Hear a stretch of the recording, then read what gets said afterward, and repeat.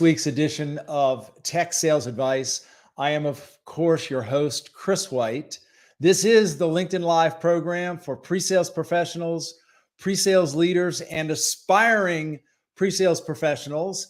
And folks, as a reminder, these are live conversations by design, unscripted, unrehearsed, and unpredictable. And I'm really excited for this week's conversation.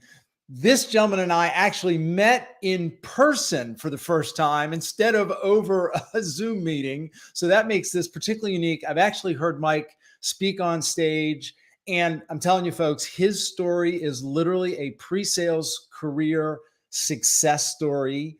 Mike started his career in telecom, got into pre-sales. He's now the COO of a company called Shmoop. Mr. Mike Soldan, welcome to the program, sir. Very good to have you. How are you doing, my friend? Thanks, Chris. Happy to be here, man. I have to return the compliment seeing Chris speak live. I'd highly recommend it to anybody that's listening. Well, very nice of you to say. And in fact, you and I think, connected on LinkedIn before the converse or the DemofestX conference. And then I think we were both pretty jazzed to actually have a live audience. And after you spoke, I was like, all right, that guy needs to be on this show. So Mike, I introduced you a little bit, but do you mind just taking a minute and introducing yourself a little bit more broadly and share a little bit, about your background? How did you get into pre-sales and what you're doing now? Yeah. Let me give you a kind of quick 2-minute career rundown here. I think it'll set some context for why I feel certain ways about certain things when we get chatting here. But started in telecom, like you mentioned. So worked for Verizon Communications, Verizon Wireless, really amazing company. I was there for about 12 years. And I did everything there from, starting in their call center. And I want to talk a little bit about that later. Hopefully we could kind of weave that in to sales operations in the B2B space, up to product and program management. And then by kind of avoiding a relocation, I synced up with a local company out here in Utah. I'm in Utah in the Silicon Slopes, as it were, that was kind of an up and comer in tech skills. And through that journey, it was actually, we were doing pre-sales at Verizon before Verizon was even calling it pre-sales, because the telecom world's just a little different, right? So we were calling it analysts and consultants, and we didn't really know what to call it there. But the next journey into Pluralsight is really what was cool, because I got to build that pre-sales group from the ground up. Was employee number one for that. There was about 100 global sales engineers when I left there. So it was really, really fun. So building tools, process frameworks, hiring, and that was all in about an 18-month period that we did that hiring. And then came over to Shmoop to lead operations and about 75% of the company. So that's the quick rundown. That is fantastic. Now, many folks may not be familiar with Shmoop. Do you mind taking just a minute and explaining who is Shmoop and what do you do and what's that organization all about? Yeah, Shmoop's been a blast. I've been here for about 3 years. The company's actually been around for over 10, founded by really, really amazing folks that have been very, very successful in the technology space. And it was kind of a passion project when they started. And as it grew, they wanted to bring in some other executives. So a very good friend of mine, Andy Rodden, came and helped kind of build and grow the organization over the last 3 years. But we're an ed tech company. We help secondary schools, so 6th through 12th graders. We do standardized test prep, so like APs, ACT, SAT. And then what we've really been doing now that's cool is focusing on what we call the whole child. So what are the non-academic elements of a kid's life that they need to go perform academically? So cognitive abilities, sleep, all those kinds of things. And so we're helping scale that. It's been a really amazing journey. That's awesome. Honestly, so my youngest is 19. I'm wishing you and I had this conversation about, a decade plus ago, and we might be having this conversation off air. But, fortunately for me, the kids have all and are all doing well. So the teen journey is rough. I think we've attracted some of our best senior leaders and executives by relating exactly that way. Totally. By the way, I see the Pluralsight, IPO on the back wall there. That must have been a great experience. It was amazing. This poster is really cool. I think he's an SVP now. A guy named Adam Gunn designed that, and every employee got one. It's hard to tell, but you can see employee number down on there, so they're personalized. But definitely one of the coolest experiences of my life. Hardest for sure. Leading all the big deals and being extremely responsible for those from the pre-sales lens was tough. I remember getting calls the morning of Christmas Eve from a good friend of mine who's a CRO at another organization now, where we're strategizing working deals Christmas Eve, because leading up to it, your retention numbers and your billings numbers are everything. And so it was Absolutely. hard. It was really hard Yeah. in the moment, but looking back, probably the highlight of my career. Yeah, yeah, that's awesome. And just to set some context for today's conversation, could you elaborate a little bit on you're now the COO, but what exactly does that mean? What are you responsible for in that role now? Yeah, yeah. So I came over to Shmoop actually as CXO, which is Chief Experience Officer, and it's not a Hmm. title that you probably heard super broadly. It's getting more popular in the ed tech space, but essentially what I was leading there is research and development. So I had our product teams, software engineers, our content teams, and that's Yeah. kind of expanded. So as we've grown and moved, one of the things we've been highly focused on, we'll talk about some of the skills that I think have gotten me here, is how do you create a unified go-to-market motion as a company, Mm, right? And so yeah. I've taken on marketing, digital brand, content marketing, all rolls up to me now, IT and some other functions. But it's been awesome. Lots of really cool learnings inside that. But I would strongly recommend to organizations of any size that go to market is owned by kind of a single executive. And then you could break out your heads underneath that. I've got 6 heads that kind of make up that go to market motion, not including the sales side.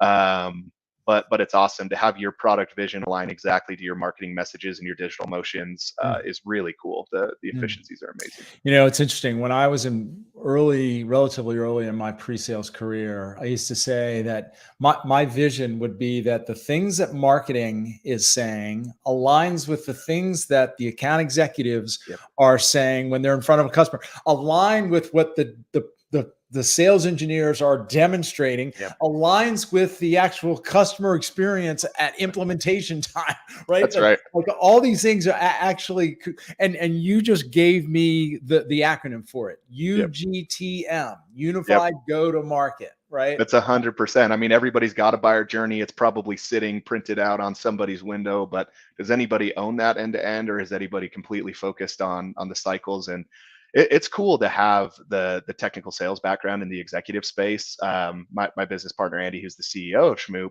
is from technical sales as well. So it's deeply passionate. So we understand what it's like to go implement a product. We understand where we're missing resources. One of the things I mentioned in DemoFest when we were talking is we're a 50-person company, so to go spend a high salary amount to bring in a legit pre-sales leader who's a good friend of mine, a guy named Taylor Johnson. It seems kind of insane when you break it out into your budget and your pro forma, because it's expensive. Everybody that's listening here has a high salary. But it's cool to be paired up and understand the value that's bringing. Taylor's been with us for 5 months, and I would argue one of the most valuable hires we've ever made. That's awesome. So, and that's a perfect setup for today's conversation. And by the way, Mike, let me just push our own pause button, folks. I'm speaking to Mike Soldan from Shmoop. He's a COO responsible for the United go-to-market strategy and a prior sales engineer. And I heard him speak a few weeks ago, and he talked about 6 or 7 very specific skills that he learned and developed as a sales engineer that has served him very well in this C-level executive role of his. And we're going to touch on some of those. By all means, if any of you have any questions for Mike or myself, please feel free to ask. We don't have eyeballs on you. Or if you just care to say hello, please feel free to do so. So Mike, let's start ticking off a few of these skills that as you reflected on in your talk, were significant or have been significant to your success in this role? Yeah, yeah. I mean, I think the one I would want to start with, I teed this up as objection handling, and Mm, I've kind of reframed that, and you bid on it pretty aggressively, which I like. So this idea of objection handling, but I refer to it as problem deconstruction, mm. which is pretty cool, right? I mean, the story that I told at DemoFest is how that really started. Starting in a call center seems horrible, but it was a really unique opportunity. I always say, like, has anyone called Verizon to tell them what a good job they're doing? I mean, it's 40 calls an hour just getting your butt kicked. But what it really teaches you to do is to deconstruct people's problems and get down to a point of logic and have a conversation about what the real problem is, Mm, and that's progress. And mm, that was in a very reactive form. But as I've moved through my career, this idea of problem deconstruction becomes more and more valuable. It was extremely valuable when I was running large sales ops organizations, right? Get down to the core of a problem. But one thing I say right now, half my job is people from the company coming to me asking for help deconstructing a problem. It's something Right. that humans are not intrinsically good at, and it's a skill that you need to learn. It's very easy to get tied into the emotion of a problem or the personal element Mm, of a problem. But if you can peel all that back, everything is solvable, and it makes these mm, conversations much more simple. I mean, even if the answer is just it is what it is and we can't do anything about it, at least people can go back to work after that. right. So that idea of problem deconstruction has been so valuable. The pre-sales lens on it is objection handling, right? I mean, I can't tell you how many large 6 and 7 figure deals come to my desk with a problem that's unsolvable or a check mark we can't get or a trap door that we've fallen through in the deal cycle. When in reality, it's just how do we deconstruct this thing and get to a point where the customer can say truly yes or truly no, this is a problem, if that makes sense. Absolutely brilliant. And you're right. That one term completely and totally resonated with me. By the way, Vicky Gurney is chiming in as well. Vicky, it's nice to see you. I love the notion of problem deconstruction. I think, and you're right, we get wrapped up into the emotions. In fact, as you were sharing just now, one thought that came to mind, I'm reminded of something that, frankly, I've told my kids for years: be nylon, not Velcro.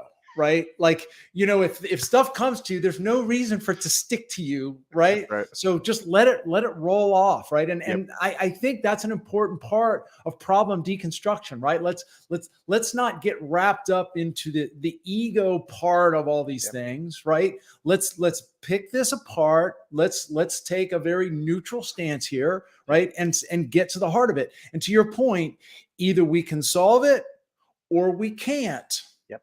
Either we control it or we don't, That's right. right? So either we need to figure it out and solve it, or we need to accept that it's beyond our control and figure out, well, what can we do given those circumstances, right? That's right. And I think on the pre-sale side, this becomes so problematic, and a lot of SEs struggle with it because, the majority of SEs really care that they really want Absolutely. that deal to come over the line, or they really want the customer to be satisfied, or they really want to create value. And Exactly. so that passion almost can become a blocker sometimes. A lot of the pre-sales training I've done is to step out of that and care about the deal, really care about the deal. But at the end of the day, if there's a problem we can't overcome with the customer, the deal's not going to happen anyway. So like, don't Exactly. let it become such an emotional thing that it blocks your ability to deconstruct the problem and move it forward.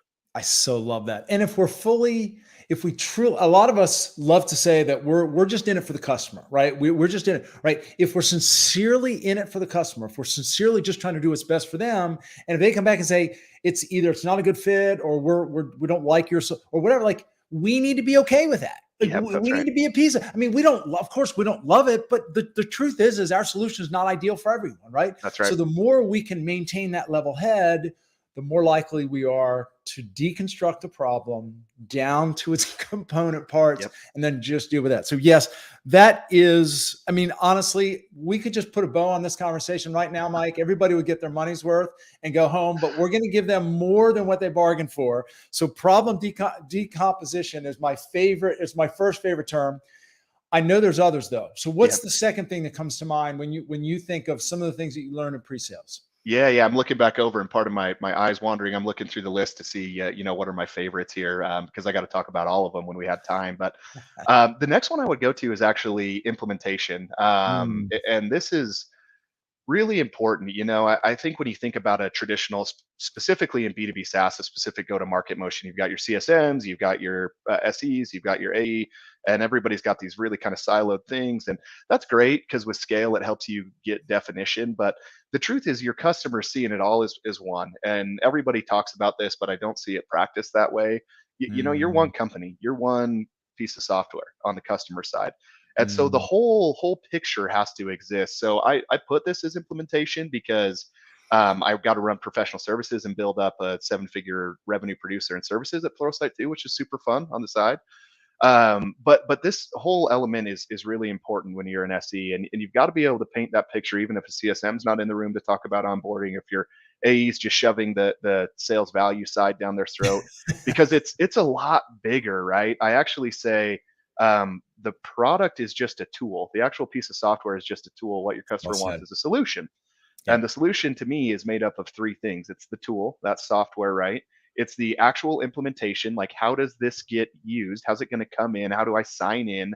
How do I do whatever? And then the third is the program, which is like, what are you wrapping around that? That's the customer success side to me. Like, how are you actually going to do that? We used to talk at Pluralsight when we were starting to get into larger, big 6 and 7 figure deals.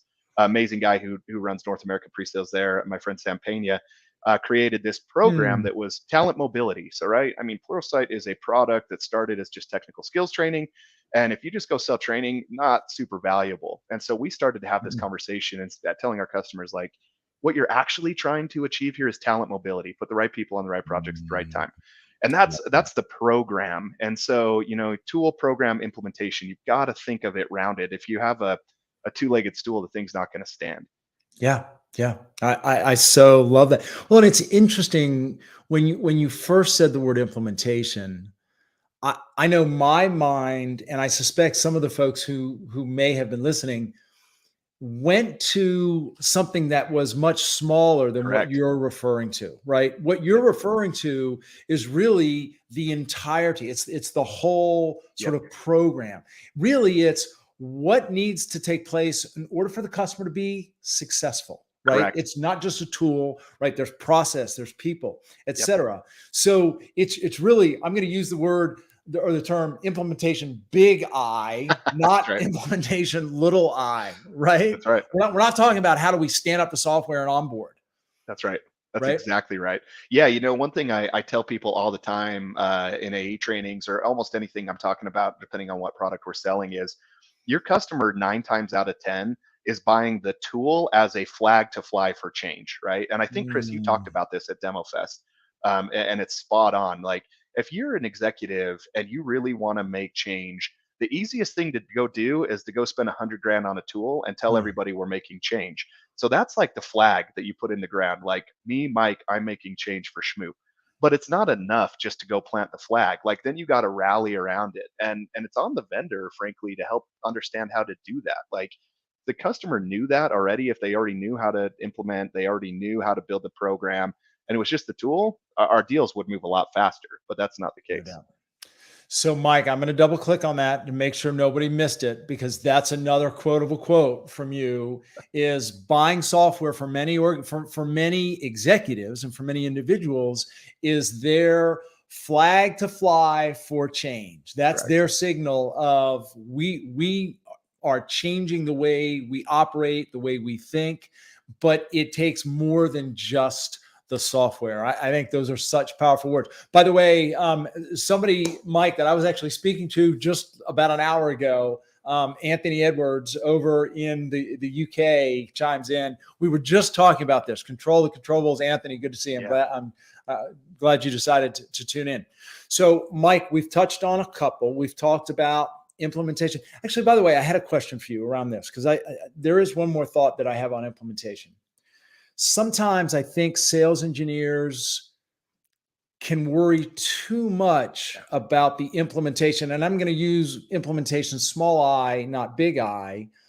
What advice do you give to maybe a sales engineer who is maybe thinking too much or worrying too much about the implementation, right? At the risk of the deal and or the detriment to the Yeah. customer. Yeah. I mean, I think a lot of times, particularly newer SEs, have this tendency to create problems that may be non-existent for the customer. Mm, And objection handling training is hard. You do this really well, Chris, because it's hard to take a hypothetical story and say do this behavior for multiple different types of objections because you get stuck in the technical details, right. which actually isn't the problem. One thing I always talk about in demos, if you're doing a demo and a customer starts asking you questions about a thing, if you have to say no, that it doesn't do that, that's not always a bad thing. Like, a lot of times it's just curiosity. I've really learned this by getting a million software demos every day. Sometimes I just want to know, like, I don't really care. It's not going to be a deal breaker. Yeah. Probably 90% of the time it's curiosity. So don't let all those little things become deal breakers that aren't deal breakers. Don't let it be a deal breaker till your customer Mm, tells you, like, I need to double click into this, or this is a real problem. Like, so much of the time it's purely curiosity, or it's the executive's mind just wandering about what else could be done. It's really not always a problem. And so many of my demos in large deals, I mean, I remember sitting with the CIO team at Oracle on a staff meeting. I had to do a Pluralsight demo in 5 minutes. It was insane. And all these questions were coming at me after, and it's just like, no, it's not the point. And everybody left awesome. I get a huge thumbs up from the champion that brought me on after. It's the questions are not objections. Don't let them become objections in your mind till they really are. Yeah. No, another golden nugget that we could just end on, but we're not. We're gonna keep going. By the way, if you, and I'm gonna just follow that. If you do have to say no, immediately follow that with, is that going to be a problem? Yeah, for sure. Right? Like let's just disqualify that as an objection right now. By the Yep. way, Mike, my good friend Brian Crosby, he runs an SC team with ServiceNow, has chimed Nice. in. He's giving you props for so many good nuggets. Brian, as always, good to see you, my friend. All right, Brian, Mike, I hope you know my friend Greg Wilson. He just went over there about a year ago. He was a pre-sales director for me a long time ago. If you don't nice. know him, go say hi and meet him. Indeed. Who was that? Say that name again? Greg Wilson. Greg Wilson. All right, Brian, connect with Greg Wilson if you haven't already, because if he knows Mike, I know he's good. So we've touched on 2: objection handling and implementation, and that's big I, not little I. What's the next one that you would put on that list? Yeah, so the next one, and this is going to probably be, it's going to feel more relevant just to the leaders, the pre-sales leaders that are listening this after, but I would encourage frontline SEs to not take that mindset and let this kind of work into your day-to-day too. And it's actually operations. And it's going to feel silly because a lot of our time in pre-sales is like, I just need to hone in my demo skills. I need to hone in all these things. But what you really want to do, if you want to, kind of our core theme here and my DemofestX theme, it was how do you move up the ranks? How do you go get a C-suite position coming out of pre-sales? And this focus on operations is such an important muscle to build. I would argue one of the key tenets of our success at Pluralsight and scaling from 0 to 100 in 18 months on global SEs was operations. So we sat down when I hired my first leaders. There's 3 of them in North America. We went out to Boston and met in our Boston location, and we got a whiteboard and said, what are all the things that we need to do to scale? Like, what are the things that have been in our careers that were effective for pre-sales? And we ended up framing it into these 3 groups, which are tools, processes, and frameworks. And so tools are, what are the tools we use to demo, right? Consensus, our friends over there, they've been talking to us a lot, whatever it may be. There's tons of tools for demoing. There's tons of tools for whatever, CRM, doesn't matter. Processes are, how do you do it? Like, how do we do paid pilots so that it's consistent every time across every SE? How do we do demos? How do we whatever? And then frameworks are, how do we hold each other accountable? So accountability is always a tough thing in the pre-sales world. So we decided, we're going to have these kind of tangible and untangible elements, that we're going to count demos. We're going to do some of those things that are painful alone, but if you pair them with what are you doing as an SE to move the organization forward, then we're all on the same page. So putting together our tools, processes, and frameworks right up front was an amazing thing for scale. And so again, I say, like, it's probably the leaders that are going to feel like it's relevant, but the best changes we got were when our frontline SEs came and said, we want to do this different. We want to be held accountable differently. We want to demo differently. We want to do pilots differently. And so you have a huge responsibility to not just be a demo monkey and to go push change. I mean, one of the things we could talk about in a second is how do you become an innovator, or how do you make your pre-sales organization an innovator instead of a follower? If anybody knows Chris, that's something he talks about too. And that's one of the key ways. So I'll pause there because there's more to unpack and see if you got any thoughts on that, Chris. I mean, and I appreciate you. I could have just let you run for forever, I think. I do want to unpack this idea of framework, because when you said tools, process, and framework, I'll be honest, I wasn't sure where you were going with framework, but here's my interpretation of what you're saying, is that the framework is really, it's the KPIs, the metrics, and the things that you're going to measure to assess how well are we doing, where do we need to maybe improve, et cetera. Do I have that right? You do definitely. One of the hardest parts, if you look back to earlier in your career when you were a frontline SE, is like, am I doing a good job? My boss is usually never around. My AE is just always going to have problems. One's going to love me, one's going to hate me, whatever it may be. And so if the expectations are clear up front, it makes it really easy to go be effective. I mean, I would argue that is a key tenet for any organization. I would say our success on my teams is that we set goals and then allow autonomy. My life is awesome because I don't have to be in everybody's business every day, because every quarter and every year we set crystal clear goals. And then I have a conversation at the end of the quarter is, did you do it or not? And there's no drama, no emotion. And so if you can pull all that out from your SE and let them just go focus on kicking ass and, doing good demos and everything like that, you're going to have amazing results. Data over drama. I Yep. love it.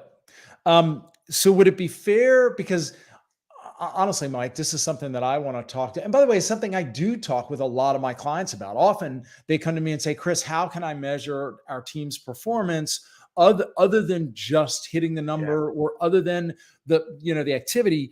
Would it be fair to call this performance frameworks? Is that a Yeah, fair way to call that? absolutely. Definitely. Yeah. Because I would say probably 95% of the documented process we had under there was absolutely about performance framework. I so love that. Okay.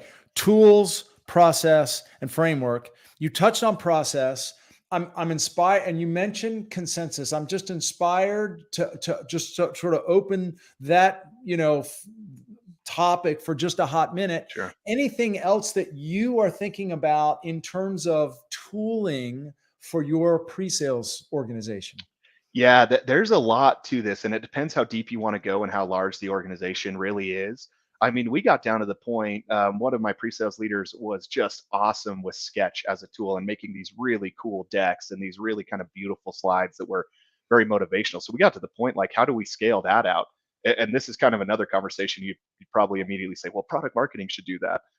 One of the things that I say that's very controversial, and somebody may hate me on this, I your love product controversy, by the way. So roll. this is it, man. Your product marketing team's never going to get you all the way there, especially on Mm, your enterprise deals. for They'll get sure. you maybe 60, 70%. They're going to be great for your frontline rapid demos. You should probably, frankly, look at a tool like Consensus for that, anyways. But on the high end, they're just not going to get you there. So, one of the most valuable skills you can have as an SE is learn how to go do that, learn how to make the story, learn how to make the deck. Mm, Not be afraid to fail. Go trip over yourself on a new message, and don't just sit back and wait for product marketing, man. yep. The people that didn't get rapid promotions through the insane growth at Pluralsight, moving through IPO. We scaled the GTM team probably 5x during that time, are the ones that were just sitting back and waiting for the call to go do a demo and weren't making the Right. changes.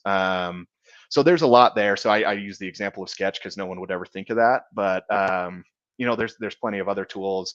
We did a lot of cool stuff on how do we capture activity that you're doing. We were Salesforce shop, and so we pulled some of that data out into some Tableau dashboards that were Yeah. very easy and consistent to see at a team level. So lots of stuff like that, that I think is even more valuable than thinking just about the demo tool.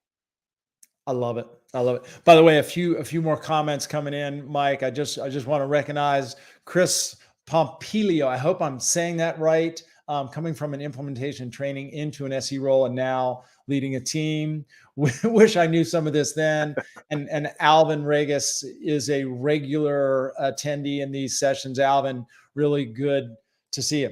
Mike, let's keep rolling. We've touched, so let's just recap. We'll be Yeah. good, sales engineers ourselves, and recap from time to time.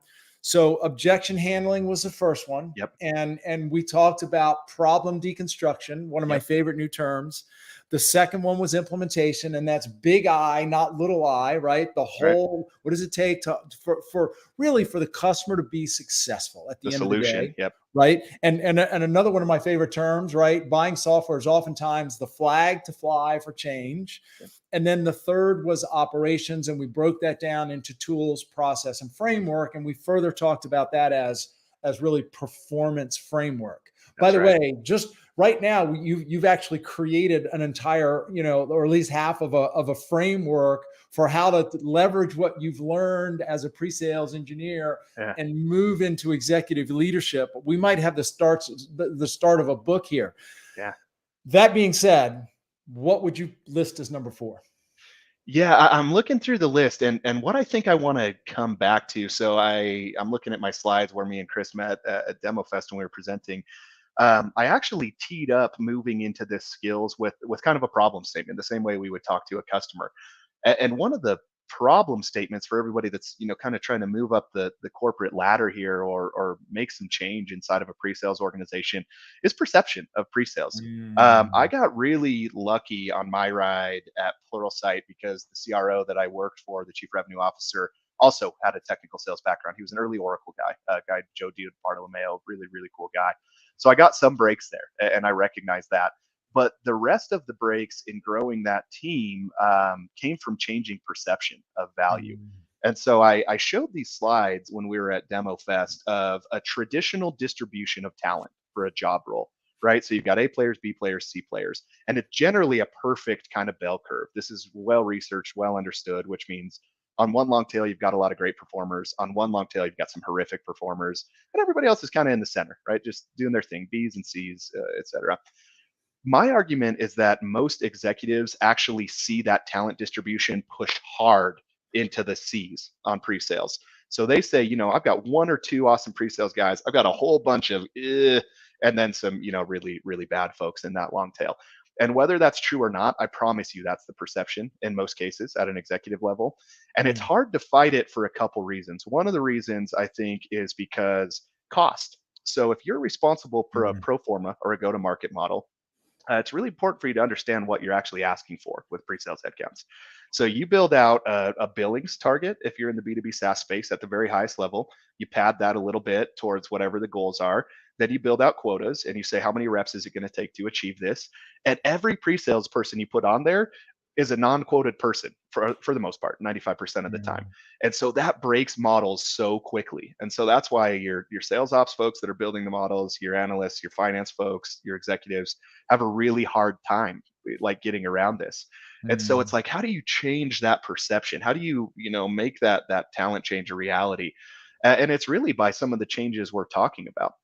One of my other theories here that I talked about at DemoFest is pre-sales job descriptions have been the same since we left the on-prem world 20 years ago. It's the Mm. same freaking things, like exact same thing. Come demo, be part of a queue, whatever it is. We could go look at some of the best companies in the world right now, and I promise you the job descriptions are all the same. And so that causes two problems. One, it sets a very low bar because that's actually Mm. not what the company wants out of the SE. That's it's table stakes. And so you got a lot of folks living in that world. The second part, if you're a manager or you want to move up into the management space, is how do you hold people accountable at a higher level? If the Mm. job description isn't written to that, then it's really, really tough to coach people. It's really, really tough to hold them accountable, to think about performance improvement plans. So there's all these things that you got to go fight if you want to make change. And I think being honest about the perception of the talent distribution is a starting point for a problem. So how did you change that perception then? What were some of the specific things that you did to combat that? Yeah, I mean, a lot of the skills we're talking about fed into it, but I would say the biggest thing is we grabbed the product marketing reality by the throat and we went and changed it. I tell this story all the time. This was insane, and I didn't like it. You don't want to get to this point, but it's an illustration of what happened. Right before I was kind of phasing out and would Pluralsight to come over to Shmoop, the product marketing team had to come get my sign off on messaging before we took it to sales enablement, which was like, it's a compliment. It's cool that the executive team wanted that, but it also creates its own problems. But man, we just went hard on that. We tried a million different messages. Me and my friend Sam Pena that worked for me that took part of my position. We just wrote our own playbooks. We tried things. We were happy to go fail, and it started to work. And we were deeply in every 6 and 7 figure deal. And all of a sudden, the perception, because it was reality, is that we are not going to close more 7-figure Fortune 100 customers if we don't get more Mike and Sam in the field. I love that. Well, and something you just said, and you said it so quickly, it probably is just natural for you, but I think it's worth repeating, and that is you weren't afraid to fail. Yeah. You jumped into the game. We don't have all the answers, but we know that we need to do something Yep. better. And my sense, Mike, is that there are a lot of people who may or may not listen to this conversation, but certainly are in our industry that are also facing this challenge of perception, that may feel like, what difference does it make? Because no matter, because I know there are some people I'll never convince. So what do you tell those individuals who are like, yeah, I'm just not sure it'll ever make a difference? You got to go try it. And the other thing is, this is a tough reality. I had a lot of people come talk to me after I was speaking at DemofestX. And if you're in an organization where you want to go be what we're talking about on this call, and you've tried your best and you've done everything, and the organization is just going to keep you in a demo queue, go work somewhere else. That's like, people don't Bingo. want to have that conversation, but that's reality. There's plenty of organizations that want you to go build. There's plenty of organizations that want you to help that product marketing gap. They're out there. You just got to go find them. If it really is at that wall you're talking about, Chris, where no one's going to listen, or you're going to get your wrist slapped constantly for trying a different deck, it's not going to change anyways. Like, you're literally just working for a laggard, and you're going to have performance problems regardless. So go get to somewhere that appreciates it. They're out there. It's not unicorns. Like, there's millions of them that'll recognize that. We're just talking about ServiceNow. ServiceNow is a massive organization. Everyone I know that is in pre-sales at ServiceNow loves it. So they're out there, even the big ones. Yep. You could go make the change, and it doesn't have to be big change. I hope my friend Sam that I've talked about is on here, because I'm going to talk a little crap on him. His slides are hideous. They're all black and white and gray. They're so ugly, but the content was amazing. So we didn't sit and wait for a designer to make him pretty. We just went out and tried it, and it works. Yeah. That's I so love. And by the way, I'm glad you said what you said about, look, I mean, if it's not a good fit, if you can't change minds, you're right. It's I don't think it's a bad thing to say, look, go get another job. One of the pieces of advice that I got on my journey is, we are all the CEOs of our own career, 100%. right? Like, Yep. we have to take ownership. And honestly, the same thing holds for the solution you're selling. If you can't, in good faith, say good things about your solution, if you don't believe in your solution, if you don't believe in the problem, go elsewhere, right? 100%. I mean, we can't fake it in these roles. By the way, Yep. your story about how nothing went out of, left product marketing without your sign off. You said, I remember you talked about that at your talk at DemoFest. That was another one of the highlights for me. It was crazy. Mike, let me push our own pause button again. Folks, I'm talking to Mike Soldan. He is COO with a company called Shmoop. We've had a few comments. Brian Lewis with Home Run Presales is chiming in. Love the comments about the product marketing team. Brian, it's good to see you. I think he and I actually have a meeting later. So really good to see it. I'm going to just really quickly summarize a few of the key points. Mike is sharing some of the things that he learned as a sales engineer that have served him well as a C-level executive: objection handling, implementation, that's big I implementation, operations, tools, process, performance frameworks. And then the last thing we talked about is perception. And really, I mean, at the end of the day, we have to remember that we are in a marketing game ourselves, right? Like, we have to be constantly promoting and marketing our teams and the value that we bring, and fighting that perception that may be out there. Mike, I know we've got time for at least two more. What comes to mind next for you as you reflect on the skills that you developed as a sales engineer? Yeah, I'm going to do another one that wasn't like a key theme that I talked about, and it's actually introspection, because this is how I generally have closed these conversations. But I want to make sure we can talk about it a little bit here. I would say one of the things that have helped me move through my career the quickest is, while being very confident, a lot of introspection, like a lot of real Mhm. honest looks at where I don't have the skills. The tough thing for most pre-sales folks, is that 90% of the time you're one of the smarter people in the room, or you're at least a subject matter expert in the room. You get used to this reality where people look to you to answer the questions. And I think Mhm. it creates this kind of subconscious bias where growth really hits a wall. It was actually cool when me and Chris were at DemoFest to see 40, 50 people in the room that were like, I want to learn more. I want somebody to help me take what the next step is. It's not common in the pre-sales world, and if you're on this webinar, you're probably one of these people, but it's really not. If I look out at the distribution on the 100 SEs that I had at one point at Pluralsight, I would say probably half of them already thought they were the best. It's a really, really huge problem if you want to try to grow. So this idea of introspection and really looking in at skills you do or don't have is tough. I go to lots of these kind of meetups and things like that, and you talk about a topic, everyone in the room has got the answer, and it's like, well, if we all had the answer, we wouldn't really have this problem. So I don't think that's a reality. Like, everybody's got an idea, but there's probably better ways to handle most of what you're doing. So I'm talking about not just read a ton of books or anything like that. I'm talking about really look at, am I as good as I think I am? Do I have the skills that I think I am? Am I closing the big deals that some of my peers probably are? And I'll tell you, most of the time, there's going to be gaps inside that. So just that idea of introspection and humility and desire to go make change is not as common as you'd think in our world. I'm incredibly inspired by those words and that thought, Mike, and probably not shouldn't be shocked as to why you and I seem to click and get along so well. I mean, as you were at least introduced to my quote 6 habits, there's a reason habit number 6 is to perfect, and Spot it's on. really all about perfecting our craft and accepting that we never will reach that level of pure perfection, right? Yep. And there's always something more to learn. There's always skills to develop. And I don't know if I've ever thought about it quite the way you just put it, which is to say, there are a lot of sales engineers where they walk in the room, they are the smartest individual in the room, and they do sort of quote walk on water Yep. where that particular solution is concerned.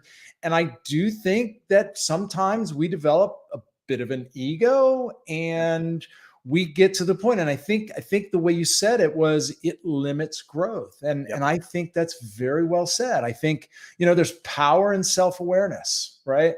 And there's power in always in that idea of introspection. I literally wrote these words down: an honest look inside to Yep. say, where. And by the way, it's acknowledging that there are always areas For sure. and opportunities to improve. Yeah, it's Right? not to beat yourself down, right? I mean, still have the confidence, definitely. I mean, you've probably got an awesome career. You've probably got a lot of things going. That let the confidence be there, but that pinch of humility makes a big difference in your ability to Mm. climb that ladder or even close deals. I mean, you talk to a lot of SEs. I do, at least, that are trying to sell me stuff, and the one that thinks they know everything already, not just with the product, but in terms of what my problems are. It's like, dude, you don't really know what my problems are, or we'd be in different seats.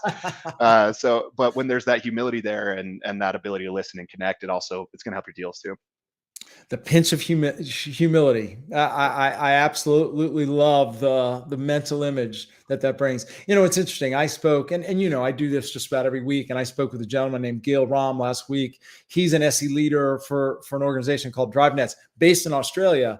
But one of the things that he talked about was vulnerability Yeah, and the for sure. power of vulnerability in a leadership role. And you can't be vulnerable without a pinch of humility to go along with it. So that I have to say that is a fantastic one to end on. That being said, I have 15 minutes. If you have 15 minutes, which means I'm inspired to give you the opportunity to share at least one more if you're inspired to accept that offer.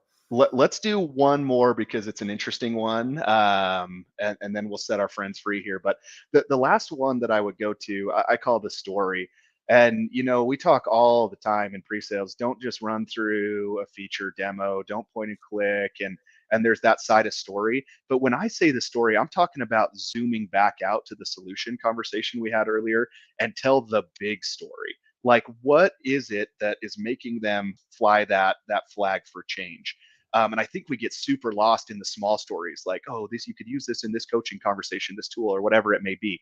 Talk a big story, like, what's the organizational change that you're trying to make?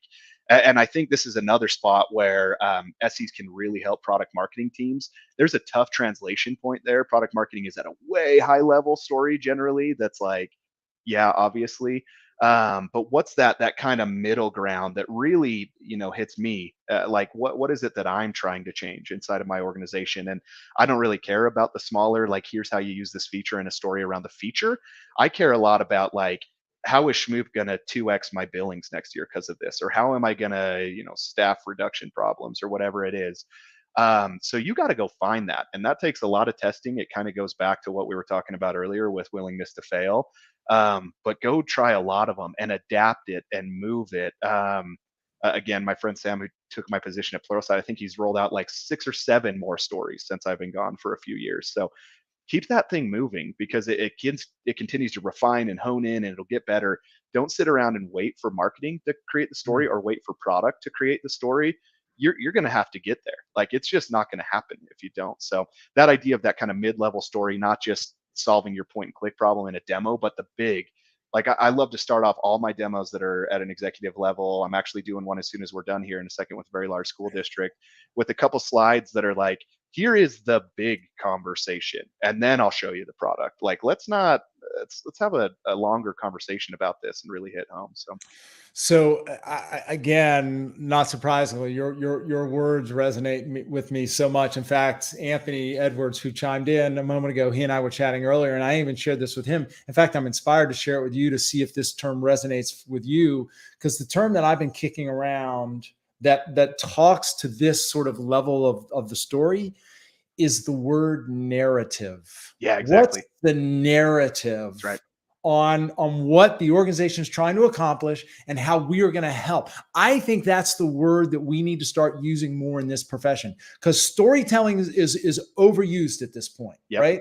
So so the fact that I'm getting a nod from you and an endorsement, that makes me that makes me feel good about the use of that term. It is. I'm just sad I didn't get there first, but I think narrative is the exact description. Well, you said you have a meeting coming up, and in a few minutes, so you can open with, folks. Let me just share the narrative here and see how well that resonates. By the way, my colleague Bill Balmaid has chimed in.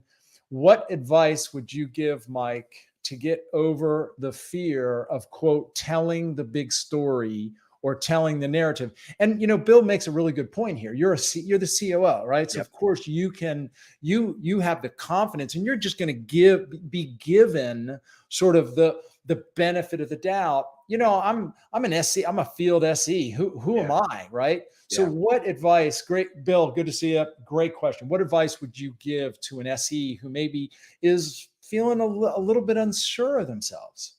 I would say it's twofold, right? So where I would start is that fear 9 times out of 10 is driven by imposter syndrome, and I think most people understand what imposter syndrome is. If you don't, go Google it. It's common. Everybody's got it, right? I've got it when I present all the time. It doesn't matter. It never goes away. Like, it'll never leave. It doesn't matter what your role is. There's always a bigger executive. There's always somebody that's had bigger exits than you. It never leaves. So that imposter syndrome will always be there, and that's what's driving it. For me, the best thing that I've done to conquer imposter syndrome is preparedness. So it really is preparedness. Chris talks a lot about practice. It's like, go beat the hell out of yourself on your demo or your narrative in the mirror until it's so natural that it's no longer scripted, and you could do it a million times over and over and over again. And that confidence will come across. It truly is just about preparedness. I think the folks that get stuck in the fear and won't go beyond a point and click demo or a feature demo are so afraid to fail that they're not Mm. spending the time to go practice. And it's purely just a commitment problem, I would say. I mean, there's other things that could be in that, but that's the broad brush. So you said three things again that are worth double clicking on. Prepare, and by the way, there's a reason. Habit number 3 is prepare, right? Fear of failure, Yep. and commitment, Yep. right? Like, we need to prepare. We need to not fear failure, Yep. and we do need to make the commitment. At the end of the day, it does come down to discipline and Yep. commitment. So, Mike, you have been so unbelievably gracious with your time. Believe it or not, we've been at this for 50 minutes. So we're just about, the wheels are out, and the landing gear is out, and the runway is in sight. So we're going to land this plane here in just a minute. Just a couple quick sort of lightning round questions.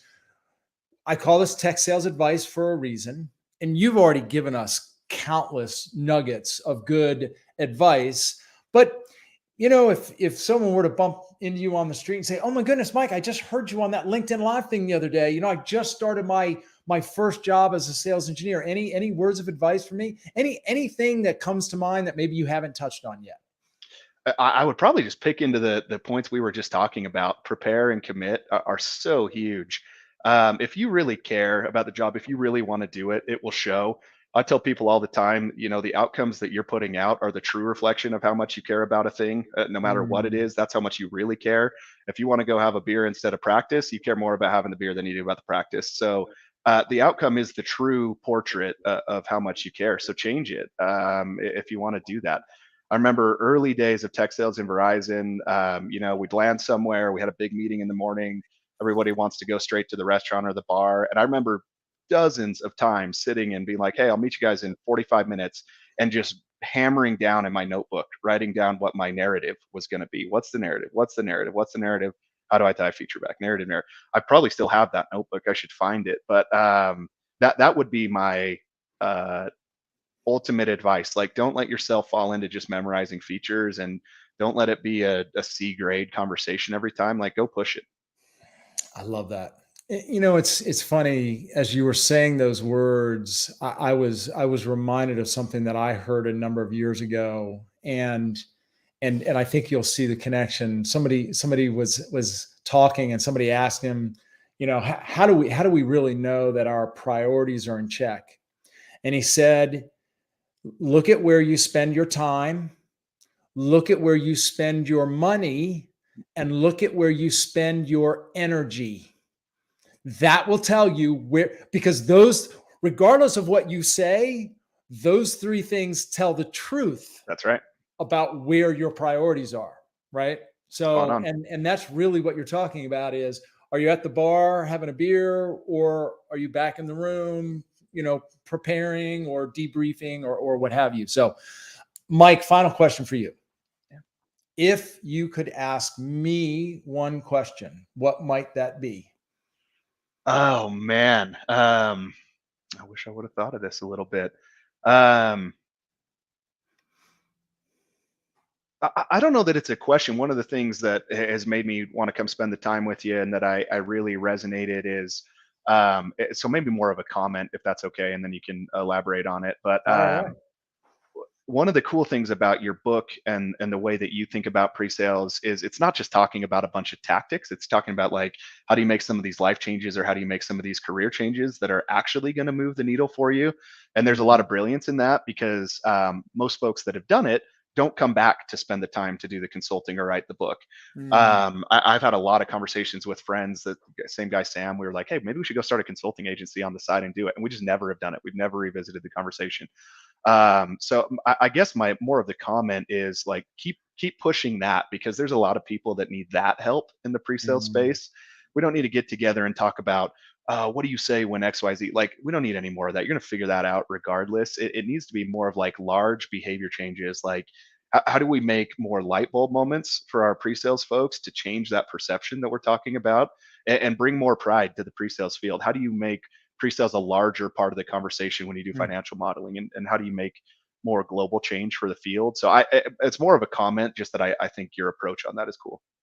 Well, and I value that comment a great deal. In fact, it's ironic. I mentioned Bill Balnave, my colleague, a moment ago. He and I were speaking last week, and he I think he even had sort of like this aha moment. He said, Chris, he said, what we do more than anything is change mindsets. Correct. And you just said behavior change. I believe that if you want to change behavior, you first have to change the mindset. Yep. And frankly, in our workshops, and we have a module on each of the 6 habits, it begins by talking about the mindset, and That's right. begins by, for example, habit number 1 is to partner. Sales is a team sport, and we have Yep. to do, first of all, we have to accept that we're in sales, and second of all, we have to understand that it's a team activity, and we're Yep. in this together, and everything then sort of builds upon that. But if we don't have the right mindset, I Yep. mean, I we're I mean, just I to your can't tell you how point. many conversations I've had where people came